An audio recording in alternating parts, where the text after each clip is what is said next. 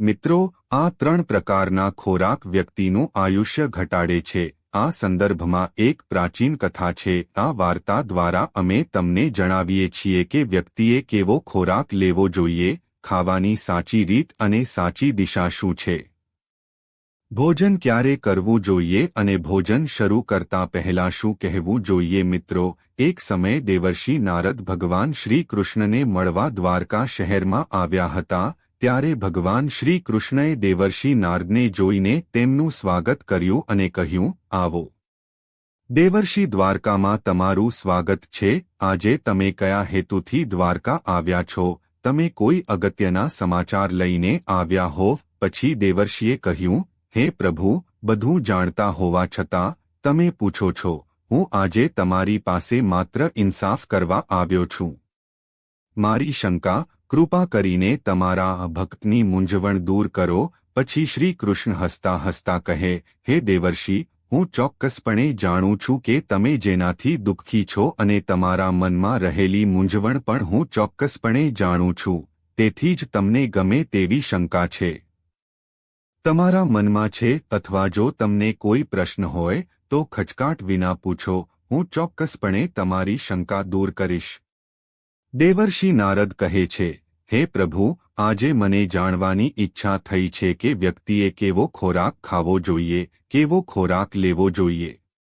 વ્યક્તિનું આયુષ્ય વધે છે અને કયા પ્રકારનું ભોજન ઉંમર ઘટાડે છે. હે ભગવાન, વ્યક્તિએ પોતાનું ભોજન કઈ દિશામાં લેવું જોઈએ? જમતા પહેલા કયા મંત્રનો જાપ કરવો જોઈએ? કૃપા કરીને મારા માટે આ બધા પ્રશ્નોના જવાબ આપો. પછી શ્રી કૃષ્ણ કહે છે, હે દેવર્ષિ, આજે તમે સમગ્ર માનવજાતિના કલ્યાણ માટે એક ખૂબ જ મહત્વપૂર્ણ પ્રશ્ન પૂછ્યો છે. એ સાચું છે કે માણસ કેવો ખોરાક ખાય છે તેના પરથી તેનો સ્વભાવ, ભાગ્ય અને તેનો આગામી જન્મ નક્કી થાય છે. દેવર્ષિ, આ વિષય પર એક પ્રાચીન ઇતિહાસ છે જે હું તમને સંભળાવી રહ્યો છું. આ કથા મહર્ષિ અગસ્ત્ય દ્વારા ત્રેતાયુગમાં ભગવાન શ્રી રામને સંભળાવી હતી. તેથી જ આ કથાનું મહત્વ ઘણું વધારે છે. આ પ્રાચીન કથા દ્વારા તમે તમારા બધા પ્રશ્નોના જવાબો મળી જશે. તેથી જ તમારે આ કથા ધ્યાનથી સાંભળવી જોઈએ અને તેનો પ્રચાર કરવો જોઈએ. જે આ કથા સાંભળે છે તેના બધા પાપોનો નાશ થાય છે અને તેને વર્ષો સુધી દાન કરવાનું પુણ્ય મળે છે. દેવર્ષિ કહે છે કે હે ભગવાન, મારે આ વાર્તા કહેવી જ જોઈએ. મારે આ વાર્તા સાંભળવી છે. હું ધ્યાનથી સાંભળીશ અને પૃથ્વી પર તેનો પ્રચાર કરીશ. શ્રી કૃષ્ણ કહે છે કે આ પ્રાચીન કાળની વાત છે. તે સમયે એક બહુ મોટું જંગલ હતું. તે જંગલનું કદ 100 યોજનનું હતું, પરંતુ તે જંગલમાં કોઈ પ્રાણી કે પક્ષી રહી શકતા ન હતા. ત્યાં માત્ર વૃક્ષો અને છોડ હતા. કોઈ પ્રાણી તે જંગલ તરફ જતું ન હતું, પરંતુ તે જંગલના મધ્ય ભાગમાં 4 કોસ હતો. લાંબુ સરોવર અને માત્ર તે સરોવરમાં હંસ, પક્ષીઓ અને અન્ય પ્રાણીઓ રહેતા હતા.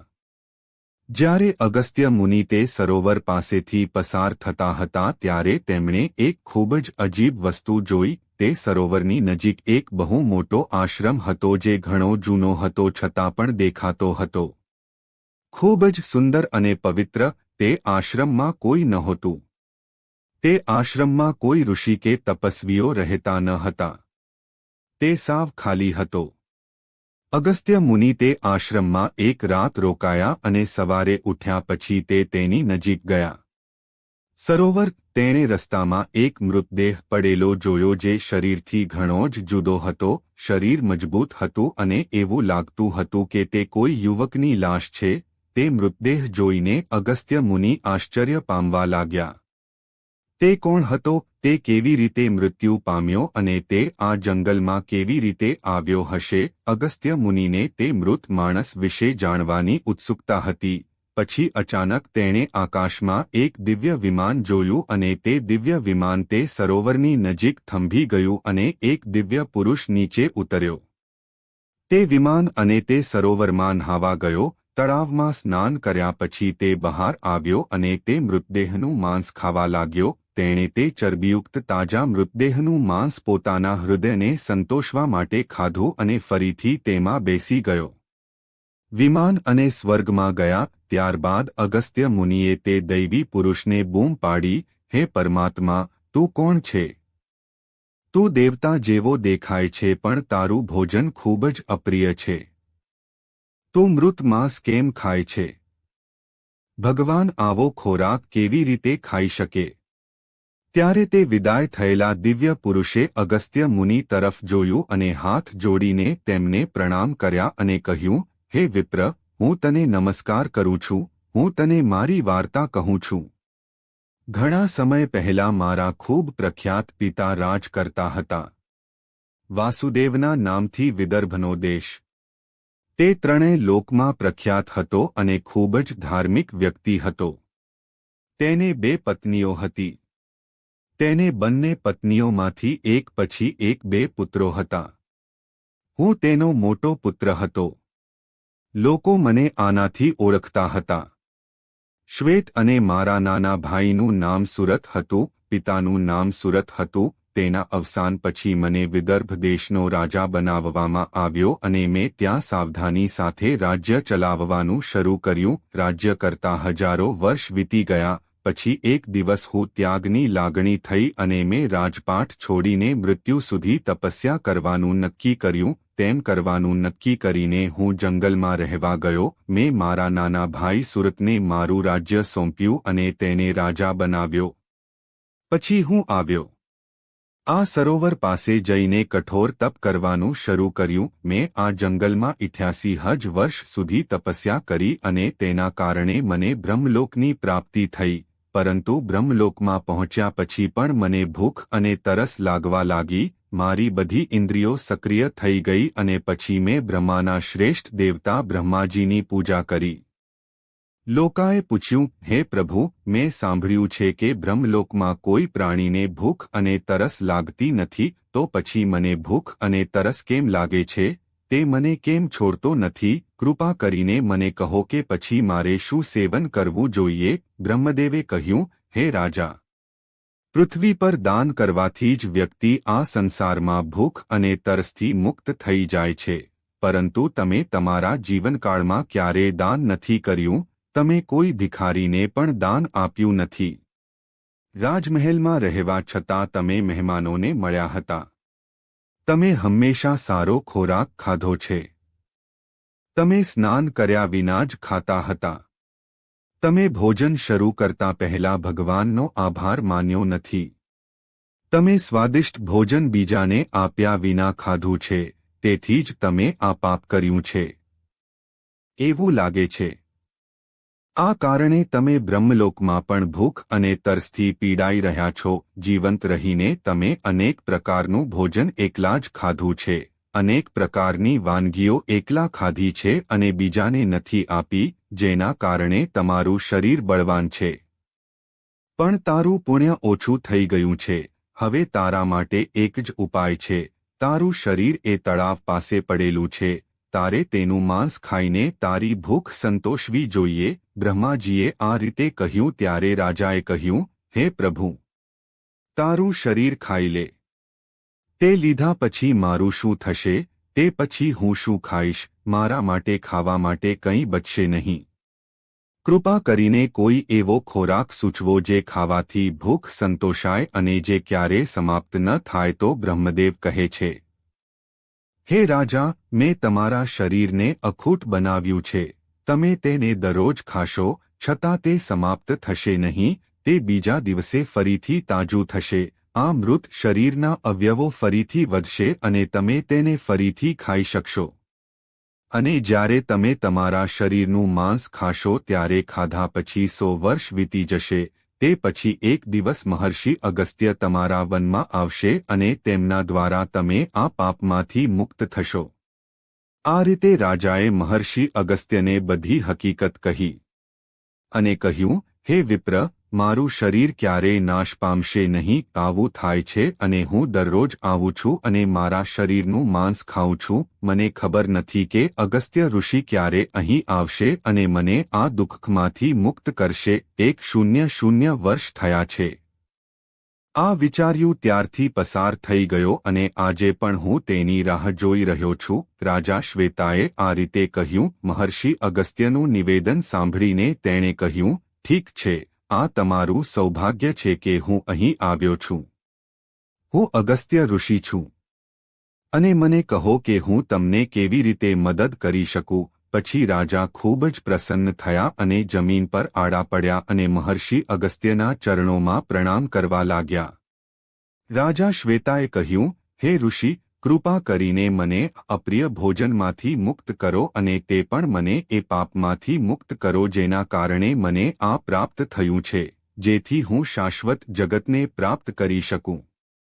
હે ઋષિ, હું તમને આ દિવ્ય આભૂષણ અર્પણ કરું છું. કૃપા કરીને મારા પર કૃપા કરો. રાજાના દુઃખદ શબ્દો સાંભળીને ઋષિ રાજાએ તે દિવ્ય આભૂષણ મહર્ષિ અગસ્ત્યના હાથ પર મૂક્યું. તે જ સમયે તેનું મૃત શરીર અદૃશ્ય થઈ ગયું અને તે પાપમાંથી મુક્ત થઈ ગયા અને પછી મહર્ષિ અગસ્ત્યની અનુમતિ લઈને તે દિવ્ય વિમાનમાં બેઠા અને બ્રહ્મલોકમાં ગયા. આ રીતે રાજા શ્વેતા દાન ન કરવાના પાપમાંથી મુક્ત થયા. ભગવાન શ્રી કૃષ્ણ કહે, હે દેવર્ષિ, આટલી મોટી માત્રામાં અન્ન ખાવાથી વિદર્ભના મહારાજાને બ્રહ્મા જગતમાં રહીને પણ તૃપ્તિ ન થઈ અને તેમણે પૃથ્વી પર આવીને પોતાનું માંસ ખાવું પડ્યું. હે દેવર્ષિ, હવે હું તમને કહું છું, ખોરાકના નિયમો, તમે તેના પર ધ્યાન આપો. સાંભળો, ભોજન શરૂ કરતા પહેલા જમીન પર થોડો ખોરાક રાખવો જોઈએ જેથી કરીને બધા દેવતાઓ, પ્રાણીઓ, પક્ષીઓ, સાપ, દાનવો અને ભૂતપિશાચ જેઓ તેમના કર્મથી બંધાયેલા હોય. ભોજન મેળવો. જમતી વખતે મહેમાન આવે તો તેનું સ્વાગત કરો અને તેને આસન આપો, તેનું અભિવાદન કરો અને પછી તેને આદરપૂર્વક ભોજન પીરસીને વિદાય આપો. કારણ કે જે મહેમાન ઘરેથી નિરાશ થઈને પાછા ફરે છે તે તેના પાપો આપે છે અને લઈ જાય છે.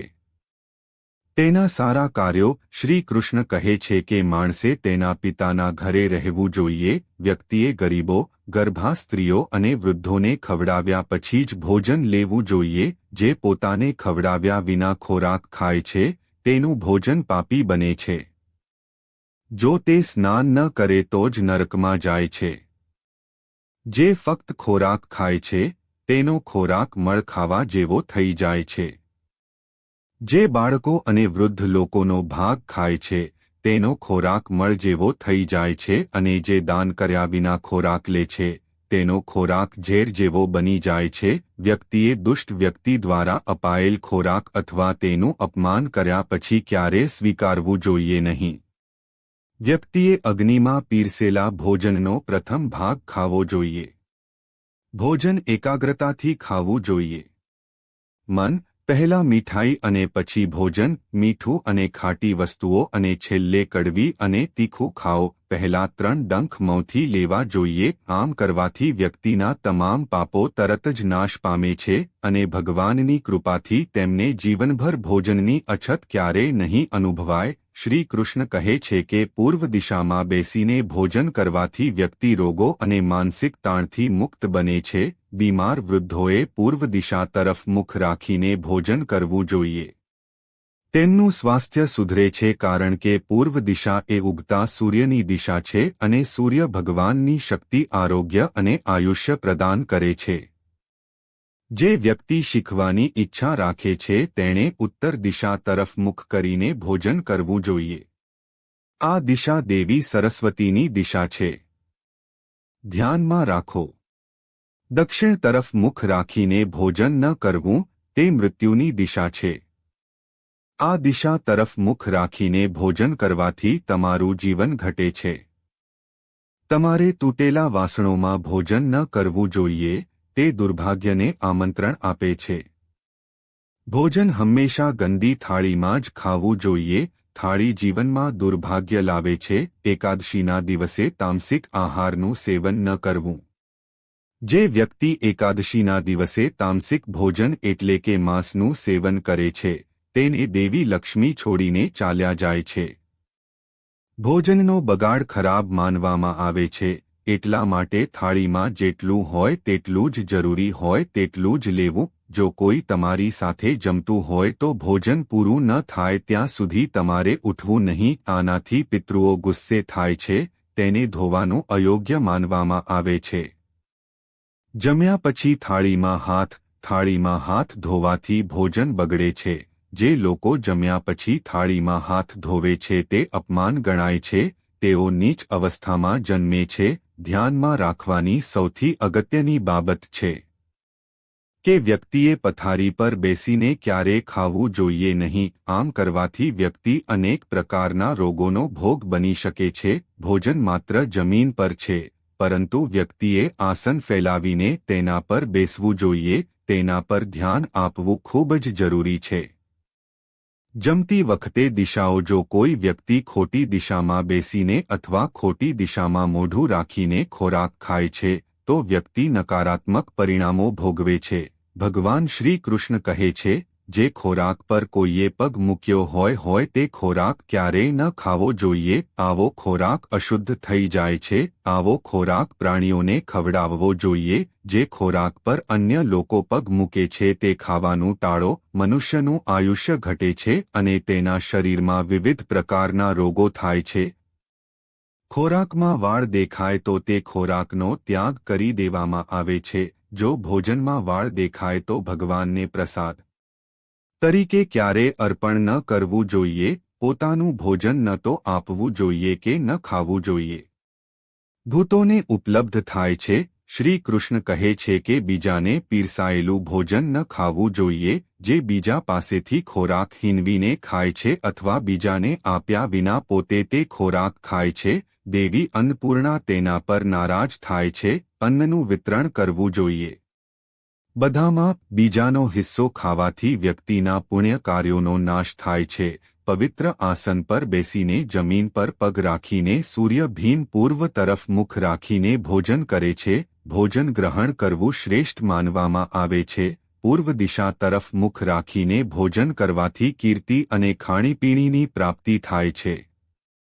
ઉત્તર તરફ મુખ કરીને ભોજન કરવાથી સત્ય પ્રાપ્ત થાય છે. અન્ન બંને હાથ, પગ અને મોં પાણીથી ઢાંકીને લેવું જોઈએ. જમીન પર રાખીને ભોજન કરવું શ્રેષ્ઠ માનવામાં આવે છે. શાસ્ત્રોમાં આ પ્રકારના ભોજનને ઉપવાસ તરીકે વર્ણવવામાં આવ્યું છે.